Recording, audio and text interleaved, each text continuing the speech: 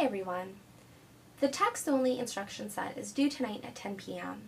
I've already seen a few come across my desk, and so I thought it'd be really important to share some takeaway information from what I've seen coming across, what will probably continue to come across, and what my comments mean as you work towards your final draft of the instruction set, which will be due August 2nd.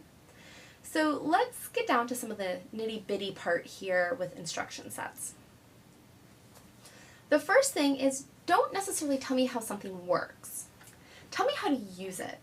So I don't need to know how this works, but what I do need to know is how I need to use it. What do I need to do?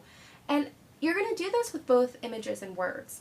Now you can't rely on images alone, so we're not just talking click this button, right? What's that button? Why am I doing that button? So show me the task. What are the tasks that I have to do in order to accomplish something? We're going to look at some examples of this. They should also be written in second person. So this could be done as you do this. First you will do this, then you will do that. You could also do it more as a directive. So do this, then do that.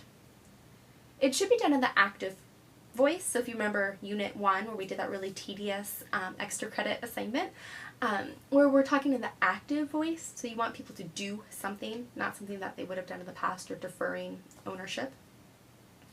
And you're giving reasons for an action, and this becomes really important. It's not just a series of actions itself, click this, do this, click that, submit this. You want to make sure that we're talking about doing something for a specific purpose and what that purpose is. And we're going to look at some examples of that. So the original example here is the system could not be shut down during processing. If such a shutdown occurs, the system should be restarted with a recover command. Well, first we're missing some important information. And secondly, I'm not really sure what's happening here. Like, why am I doing this? So in order to fix it, we would say that if the system got shut down during processing, I might lose data. Well, that's really important information to know. Now I'm going to know how I'm going to be able to recover that data. So I'll use the recover command to restart the system and recover data. So the revise is clearer. It's giving me need to know information. It's task oriented, and it's telling me what I'm doing and why I'm doing it. So you want to make sure that you're relaying enough information. Simply just listing do this, do this, do this is not enough information. But now also, you want to make sure that it's the necessary amount. It's not too much. We don't want to have to click this in order to do that and then give the whole long history of why we're doing something. Okay, that's not necessary for an instruction set. So the idea here becomes it's not too much and it's not too little. It's like Goldilocks. The information is going to be just right. Let's look at another example. So if the NORS option is used, the routines are line edited as part of the load manual. If the res option is used, the routines are loaded separately.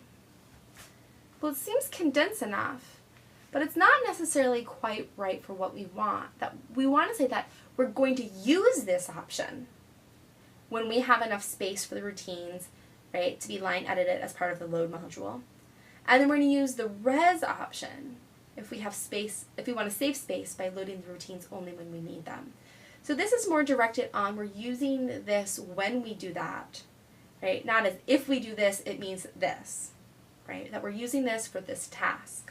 So we want to make sure that we're providing a rationale for doing a task. Why am I going to be doing something?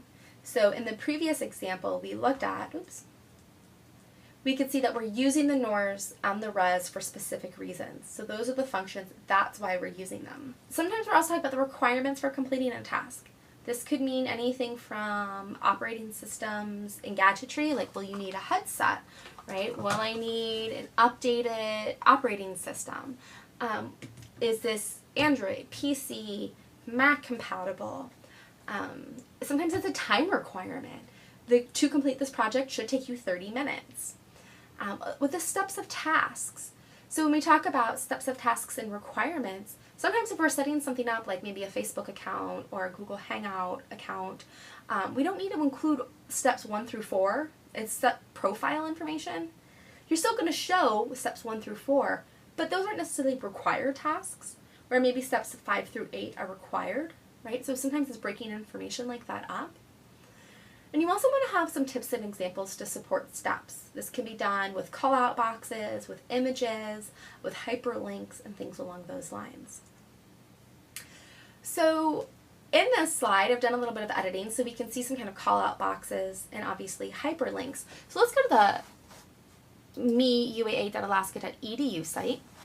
And here, what you can see is this is a great example of using callouts and hyperlinks. Some of you may be familiar with this site and others may not be.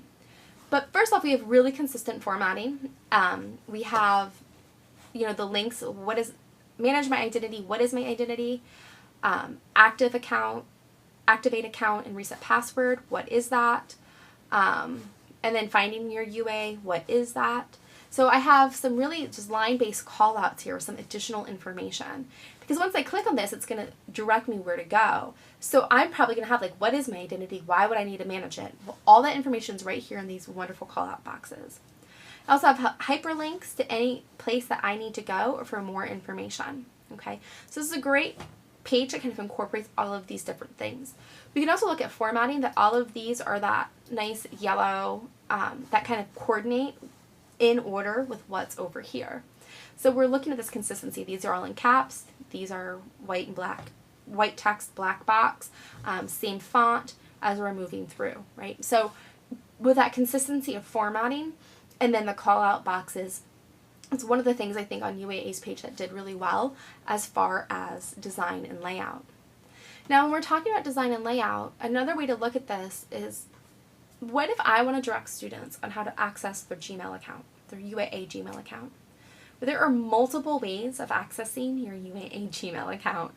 I don't know if many of you are familiar with this, but one of the first ways, obviously, is going to the Blackboard page and clicking on email. Now, it's one way that it can take you there, and in the students box. Another way is if we go down to the quick link box. So I can click on my student email from down here. Another way is if we go to UAA or UA Online. I have my option to get down there from here as well. There's multiple ways in order to get in here. So if I'm trying to direct a student, if they have to get into their Gmail or their Google account somehow, I need to tell them how they can access this account. So which way do I choose? Do I tell them all three? Do I just direct them through one? Do I give them screenshots of where it is, right? So thinking about how we are driving students, right, to get to the space that they need becomes really important, especially when there's multiple options. Maybe a call out saying, you can access it from all of these places. For the sake of this tutorial, we're going to access it from here and then follow that model through. So pointing out all of that information becomes really important when we're thinking about how we're displaying the information. Now going back to Unit 1, we're really going to be looking at formatting with the instruction set. So we're going to be looking at bullet points and how they're set up and formatted, headers and consistency, color coding, and these are the basic layout and design that should be the same with every single section that you do in your instruction set. You also want to be able to group and chunk information. And what that means is when you're grouping information is that you have like information in some places. Chunking means that you kind of have information chunked out. So instead of just click, do, click, do, click, do, that you have maybe more of a paragraph format in one section, right? And that you kind of chunked this information together. So let's look at some examples. Projects are collections of files that are related to a test case. When you create a test case, you must also create a project. You can, however, create a project before you create a test case. Each project can contain multiple test case files, but only one main test case. You can create projects in suites. Each suite can contain multiple projects. If you create one suite for each function that you test, the projects in the suite can contain the test case that you create to test the function. That is about as clear as mud. There's a lot of information that's not necessary. Information is kind of all over the place. It's not necessarily put together in an easy discernible way. And then we get down to, to create a suite, to create a project, to create a task, and we just have right click, right click, right click with some detail. So this isn't clear, right? It's not readable. It's definitely not scannable. I can't look at this and be like, okay, this is what I need to accomplish. So we can set it up a little bit better, that we can create one more test case for each function that we want to test. Before we begin, we have two things that we need to do. The first is to create a suite for the function that we're testing, and the next is to create a project within the suite to hold the test case and file. Okay, so now I know that these are tasks that need to be done. So we're going to start now with to create a test case. So now to create a test case, we're going to have to do these things. And then next, right, now we're going to have to create, right, something else. And so that's kind of how it goes down. So it's kind of chunked together as we're going. Okay. Layout and design goes back with formatting and becomes really important. Your font choices are imperative for readability. And as we think about readability, we also want to think about how we're designing our headings and our sections, what things need to be called out. So a lot of times when we have an action that we want someone to click the start button, we'll put it in quotes. Well, we start having all these quotes all over the place, and these quotes aren't really standing out. Maybe you want to bold that. Maybe you want to make those in blue. Maybe you want to do something that's calling attention to that action that they need to be doing, or that space where they need to be going to. Okay. Underlining is a little harder to read, especially in an online setting, so you want to limit underlining as much as possible. Make sure, though, that if you have something in caps, if you're bolding something, if you're using a color scheme to call things out, that it's consistent through each section. And you want to think about white space. Now, white space is everything that doesn't have text or images on it. So if we're looking at this screen, you can tell that there's a lot of white space on the right-hand side of the screen because we have a left bulleted point aligned kind of margin here. So there's a lot of white space on the right-hand side. There's also a lot of white space that's surrounding the text itself. So you want to make sure that your information isn't too cramped, that there's room for your information, but that you're also not having, a small little icon take up an entire page. So it's appropriately using the space that's available to you. When we talk about usability testing is important because instruction sets is really where we're testing writing for the reader. We know the project. We know what we're doing. We're really familiar with this. And so it's hard to think of all the steps that are needed. If we were in face-to-face or if we had more time in the semester, which unfortunately we don't, I would have you pair up with other group members and do a usability testing on each other's projects. But unfortunately, we don't have the time. So what I'm going to request that you do is find a friend, a partner, a other group partner, someone else to do a usability testing on your project. And I like the talk out loud usability testing. That means that you two get together and you give them the instruction set. They have to follow the instruction set exactly as it's written and talk aloud the entire time. Let me show you an example. My instruction set is for how to use UAA's Gmail. So, okay, how to use UAA's Gmail. The first thing that I need to do, it says, is to open up a web browser. So I'm going to open up my Firefox. It says go into the URL box and type in www.uaa.alaska.edu. Okay. Now it says that I need to click on email. Okay, well, let's see, there's a lot going on this page. I don't see it yet.